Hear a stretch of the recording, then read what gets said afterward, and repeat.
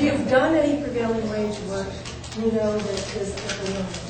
I'm Marcia PAPICH, and like Ann and Jaden, I've been around construction for 30 years. Took a break for about 8 years and did payroll for school districts and managed payroll at Cal Poly, and then got back into the construction industry. I have to say that nowadays you have the advantage of having access to everything online. At Caltrans, 25 years ago, you're making a phone call trying to figure out, okay, is there any work? How do I get it? Who do I contact? Not getting return phone calls. We have access to everything on the internet. The flip side of that is that because you have access to everything on the internet, there's no excuses anymore for not getting it right. So, and also, you have a lot more people watching you through that process. So, I'm actually here today, excuse me, I'm an outside payroll consultant now, and I'm here today representing a software company, construction partner, but I'm going to talk also about prevailing wage just for a little bit before we get into that. Some of the things that we heard today are, and some of the goals that we want to do in doing prevailing wage work is to incorporate the correct current prevailing wage law. So you've been awarded, let's just say you're a subcontractor, and you've been awarded part of that job. When you get your subcontractor, you get the information from the general, there's a lot of questions that you should be asking even before you place that bid. You should be saying, what kind of funds are paying for this job? Is it strictly federal funds? Is it on a federal base, such as Vandenberg? That's Department of Labor, Davis-Bacon wages. Federal funds going through Ann at Caltrans, that's a federally assisted project.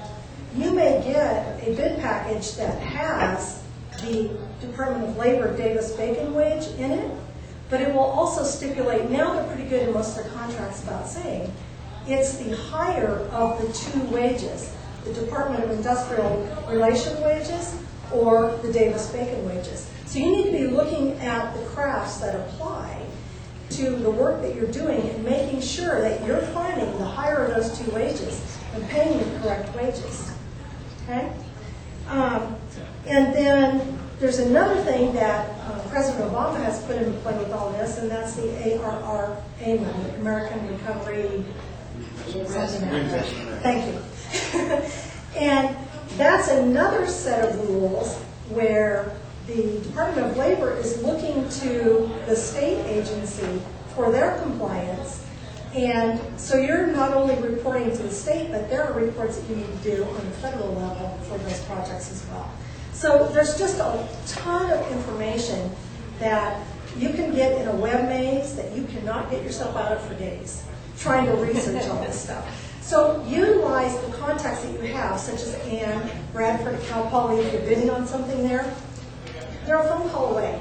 Utilize those and know what you're getting yourself into before you get into it. If you're just an office person that's here today, go back and talk to your owner or your project managers and let them know that there's a whole lot more to this than just bidding this job. And then, they maybe put 5% profit margin on it, but oops, I didn't realize it was prevailing wage, or I didn't realize that we had to use all this office staff time to do all this reporting. So just some little caveats before you get into it. A website that I want you to all write down, and probably most of you are familiar with it, is www.dir.ca.gov. That is all of the prevailing wages that are applicable for every job in the state. And you're going to want to make sure that you're looking at the right craft, the right geographical area. You're going to want to look for a single asterisk versus a double asterisk. Does anybody know what that means? With a double asterisk, there's updates throughout the job time. That's not one wage for the whole job time. That's correct. And that's something that your estimators going into a project need to know. Because if you're looking at one of those 965-day jobs that Bradford was talking about, and you're looking at the current wage right now for a labor Southern California determination, I can tell you that they already have let's see, it's $1.25 coming up in increase in their wages and benefits on July 1st of 2010. There's going to be another $2 added to their wages July 1st of 2011. That's already been approved. So, you might say, well, I didn't know that, I'm not going to pay it. Guess what? Labor compliance is going to be on your doorstep. And just to talk a little bit more about labor compliance before I get into the software, I've gone to a couple of DIR workshops in the last year and a half, finding it very interesting just what's happened in the last 8 months between the two. They stated at the one in January that they have had a record number of complaints, and it's not just from employees anymore. It's not just from labor unions anymore. It's from competitors, because it's a tough market out there right now. If somebody else is bidding that job and they're $1 million less than you, you start to think, okay, I know what I have into it. How are they getting away with this? Are they not paying their employees? They were telling horror stories, and I don't think this happens around here, but you never know, of people that write their employees' paychecks, go to the bank with them, the employee cashes the check and gives money back to the employer. Guess what?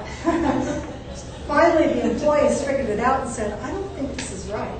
And so, huge fines, penalties, obviously debarment in that case. That's another area you don't want to go to. You don't want to get debarred from bidding on these jobs.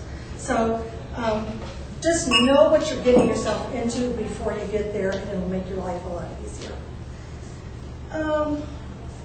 Bid advertisement date is the last thing I want to talk to you about. When we were talking about the single, double, asterisk, okay, and I'll go back to the laborers just because I kind of have that one in my head. They had a single asterisk on their wage determination on June 30th of 2009.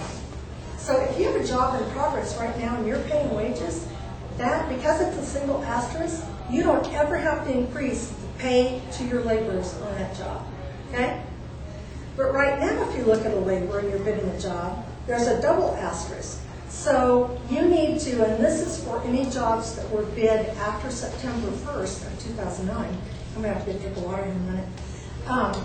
You have to now pay those increased wages along the way. So you're thinking, thank you, how do I manage all of this? How do I keep track of this? Even if I only have 3 prevailing wage jobs, I've got one that started 2 years ago that's still ongoing. You might be the landscape contractor. You're coming in at the end of the job 2 years later, but you bid it 2 years ago, so you don't have to pay those increased wages. How do I possibly manage all this? Go back to your project estimators. Make sure every job they're bidding, they're putting a note in that file, bid advertisement date.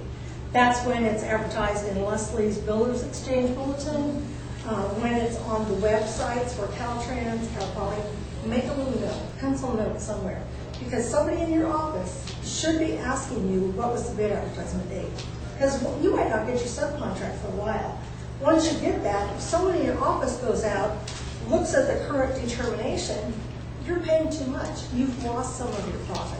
Right now, profit is the most important thing. They're very slim and hard to find, so let's do everything we can to make as much as we can. Okay, so let's get back to construction partner. So you can manage most of the prevailing wage law. Once you know some of the things that we talked about, it's easy to manage in this software. It's a one-time setup, and I'm going to talk to QuickBooks only because I was talking to one of the ladies at the table last night about QuickBooks. In QuickBooks, there is a payroll item, pay item for prevailing wage. Well, that doesn't tell you the craft. You have to go in and you have to set up all your different crafts. And then if you're on 2 jobs, you may have 2 different rates for a labor group 1. How are you going to pay that in the same paycheck? Then you have to break it down even further and say, okay, at Vandenberg, labor group 1, it's this rate. And on Ann's Caltrans project, labor group 1 is this rate. So all of a sudden you end up with 1 million different pay rates for one employee. There are only so many fields in some of these software programs that allow you to do that. And the